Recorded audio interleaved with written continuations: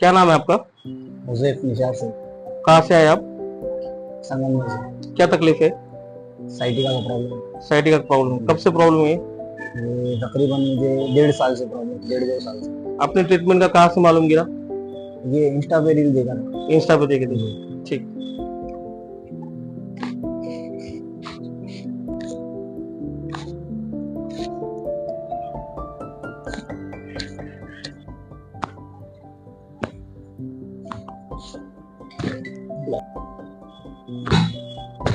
बस relax. Okay.